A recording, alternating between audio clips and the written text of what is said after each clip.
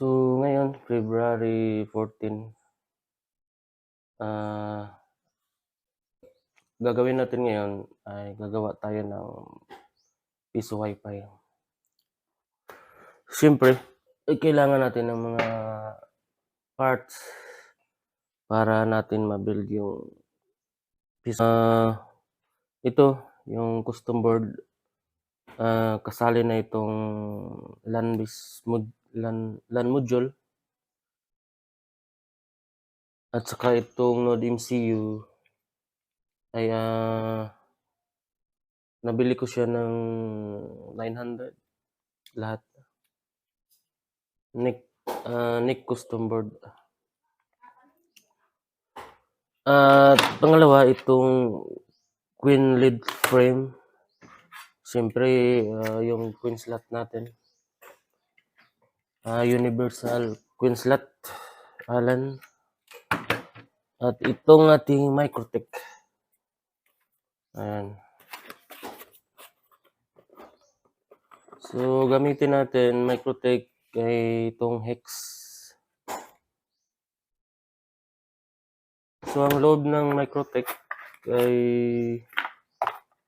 adapter at saka itong quick start guide.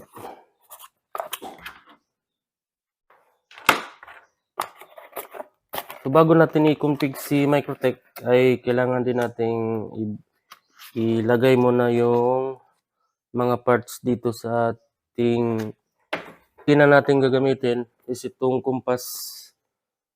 Ano ba ito? Ito.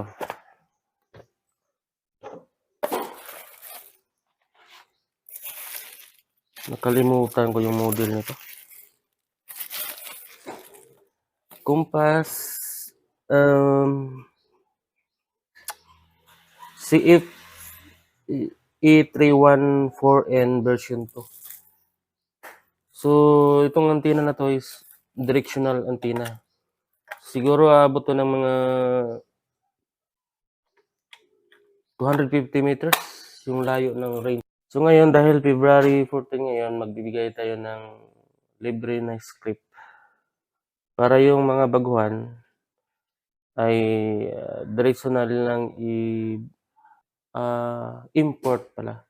Directional nilang i-import doon sa kanilang Microtech. So, mas mabilis yun. At mas maganda. Pero kung ako sa inyo is paghirapan nyo talaga yung pag-config kasi hindi naman sa lahat ng panahon ay okay yung Microtech natin. So, kailangan nating mag-ayos. Siyempre, pag tayo yung nag-config, madali lang natin mahanap yung mali or yung sira doon sa ating Microtech. So, nailagay na natin yung ating power source. Yan. Yung power supply at saka itong PoE adapter. At ito, ating custom board. So, sa wiring ng custom boards, nagtatanong, ano ba yung wiring nito? So, hindi na natin kailangan pa ng maraming wiring. Kasi na custom board na tayo. Diretso na siyang salpak dito sa ating custom board. So, yung queen slot naman yung ilalagay natin.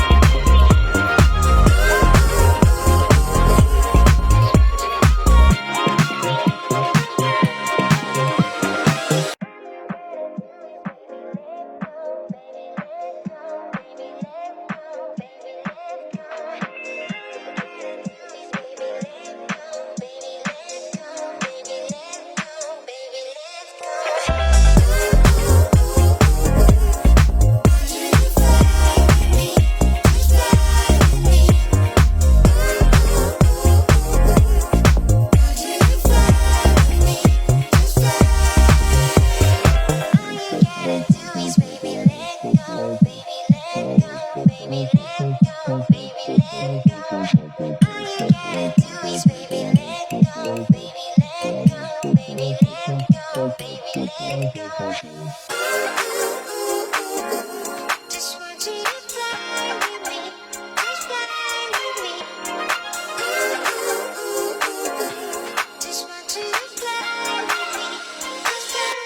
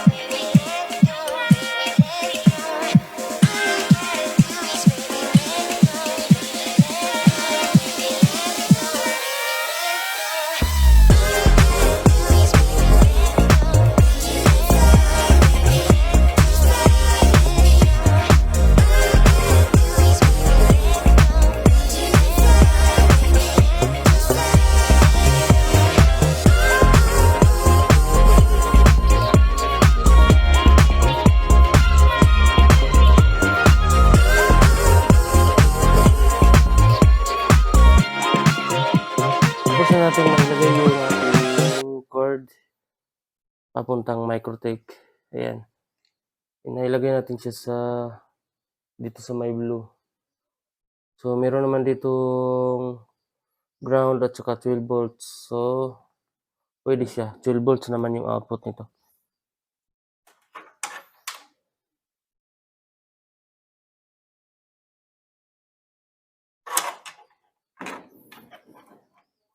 So, ibabalik natin.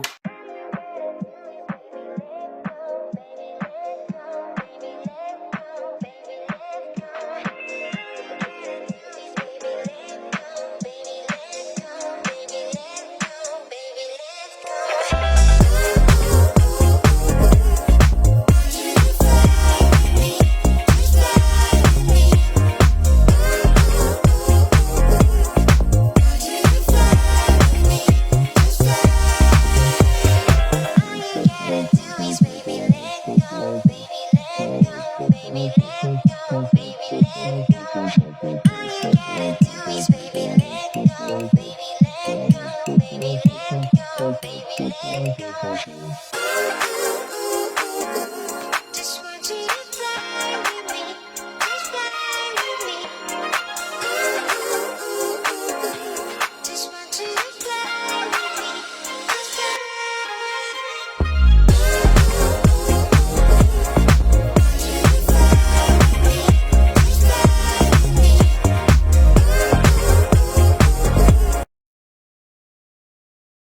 So, ito mga boss ay mag-config na tayo ng ating Microtech.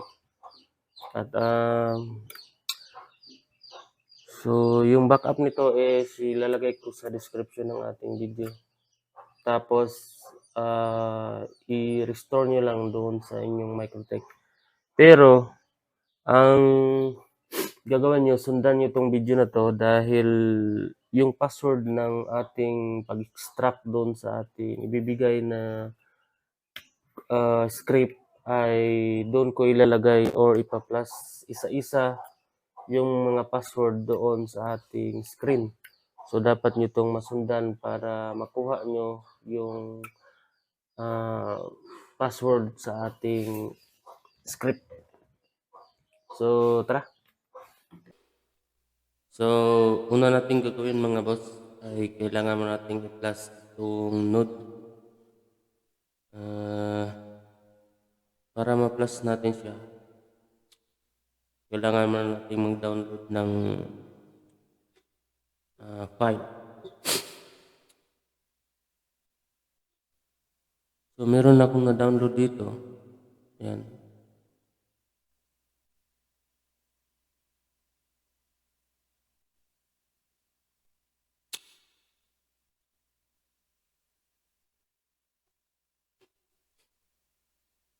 Pero kailangan niyo natin i-install itong driver niya. Ayan, yung setup. Install niyo 'to.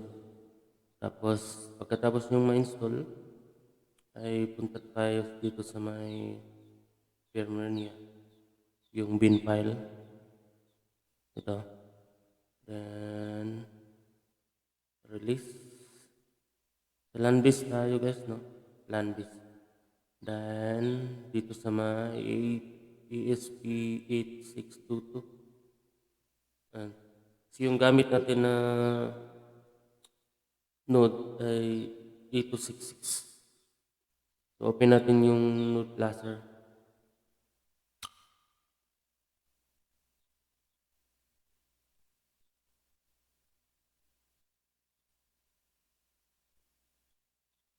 Ayan. And then pag wala kayong makitang com, yung comport, yung sa port nyo, ay hindi pa naka-install yung driver.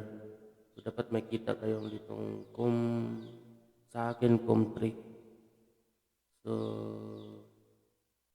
hanapin natin yung file. Itong yung one file, bin file niya, yung 1, select natin. And then, select natin itong yes, wipe all data para lahat ng file ay mawala doon sa ating node. So, plus natin.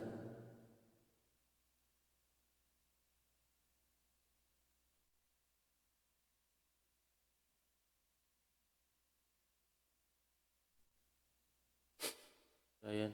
Nag-umpisa na siya mag-plus.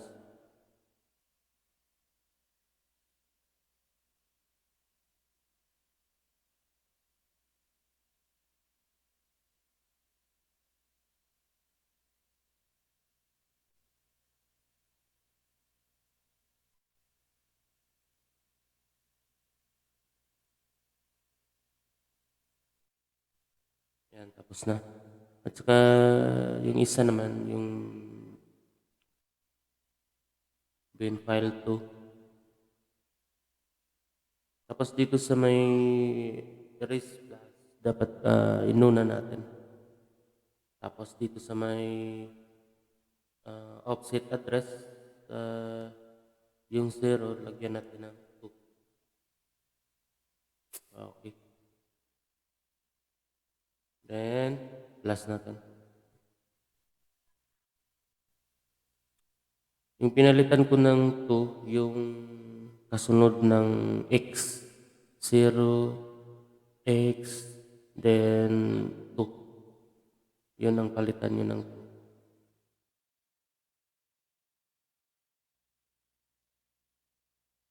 So, tapos na tayo mag-plus. So, sa configuration na naman tayo.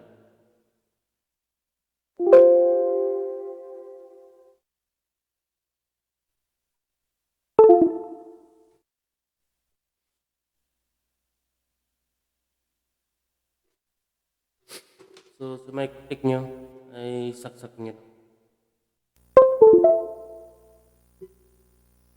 Then, open natin yung Winbox.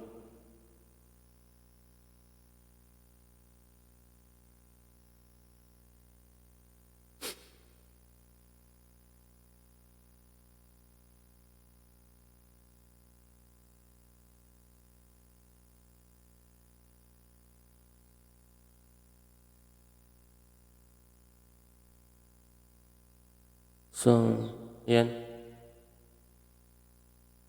Enter lang tayo dito.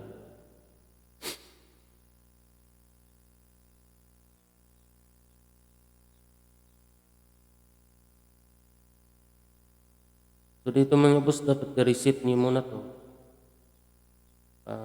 Reset nyo muna bago nyo enter yung backup nyo.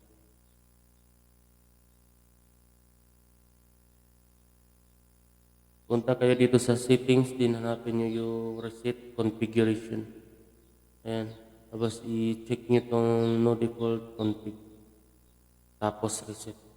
Sa akin na-reset na to. So wala na akong gagawin. So, ang gawin natin ngayon ay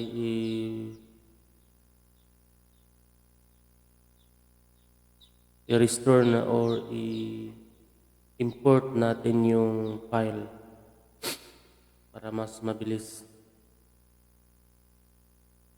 Pero mas maganda kayo ang mag-config para sa katagalan ay marunong na kayo mag-config.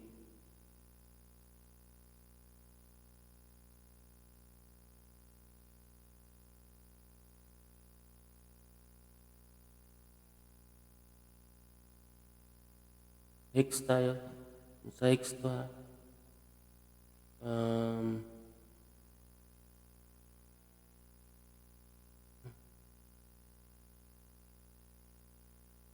Itong file na to, copy nyo lang. Ayan, copy. Ayan, punta kayo dito sa my file, sa Microtech. Then dito, pindutin nyo itong paste. Ayan. Napunta na dito yung file natin. So, double click nyo lang yan. Pag double click nyo, copy nyo lang itong file name nya. Copy. Then punta kayo dito sa may new terminal. Open natin ulit. Tapos dito, type nyo import file. Then i-paste nyo dito yung kinapin natin kanina. And then enter.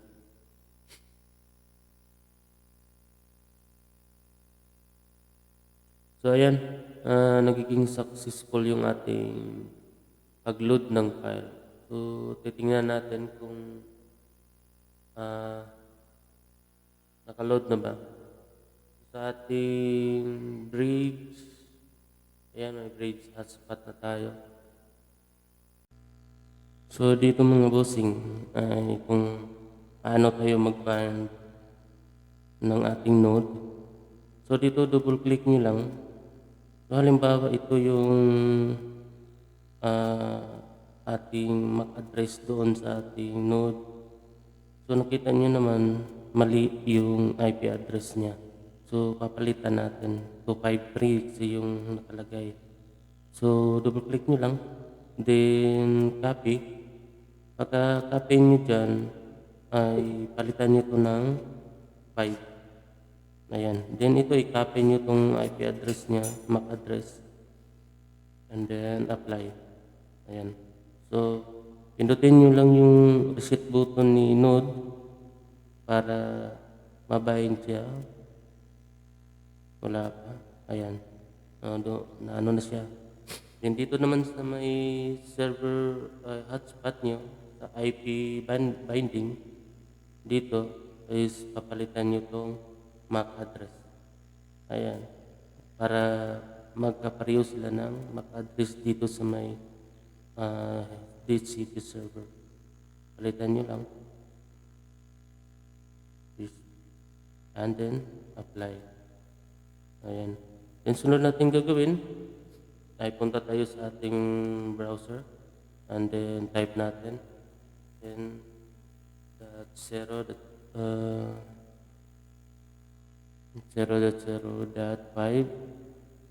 ayan. So mag-login tayo dito, admin and then admin. So dapat palitan nyo to yung IP address niya ay yung password. So sa ngayon, i-config muna natin siya. So dito papalitan ko to ng pangalan. No?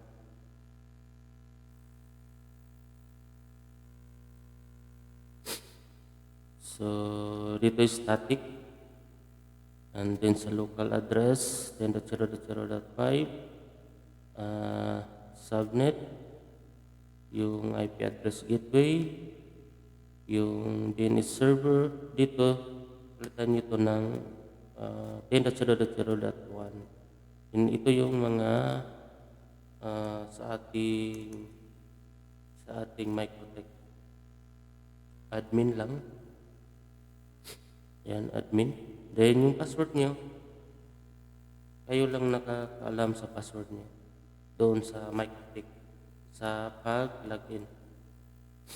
So dito keep alive, then dito palitan niyo ito ng password doon sa ating portal, doon sa ating admin.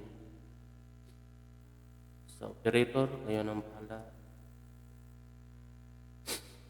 And then dito sa may dito wala na tayong gagawin dito. At save natin.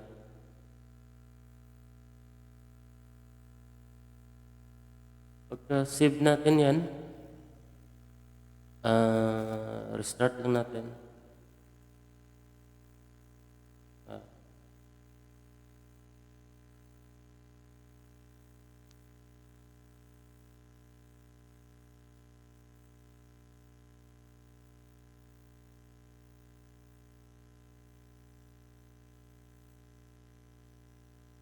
Hindi pa napalitan.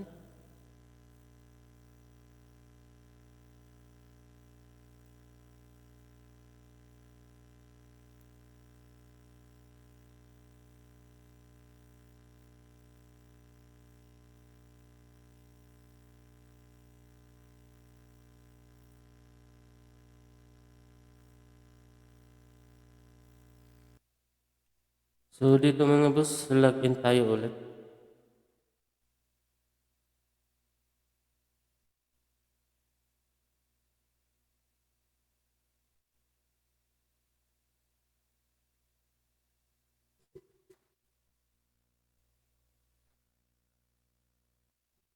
So dito i-config natin yung promo rate. So kayo nang bahala dito no sa inyong promo rate. Sa akin wala akong piso. So dito sa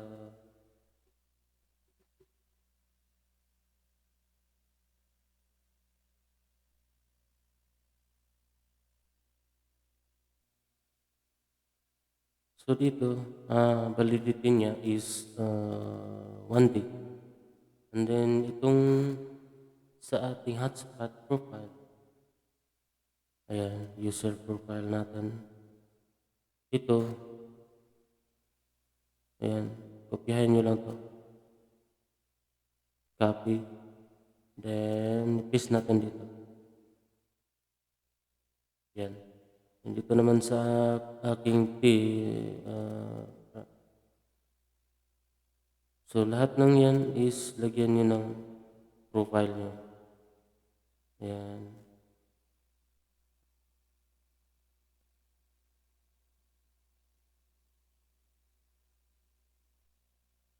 Lagyan nyo. Dito, 300.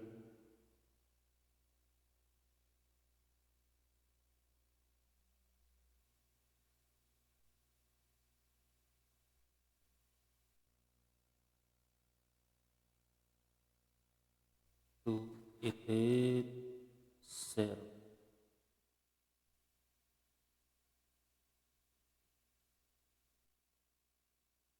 So sa 50,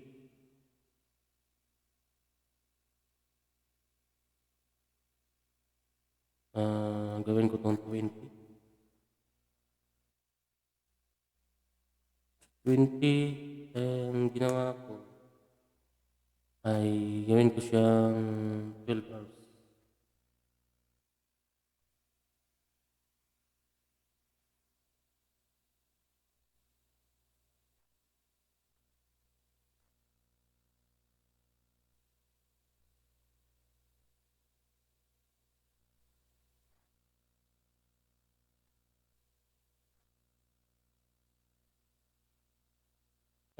Equivalent to 720.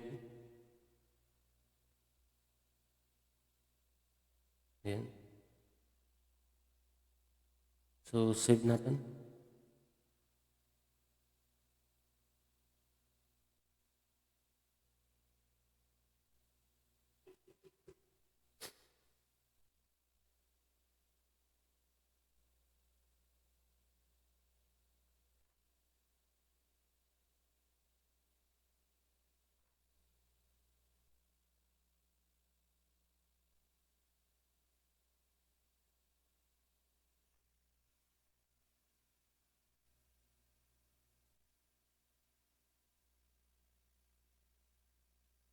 So, yun lang guys, no?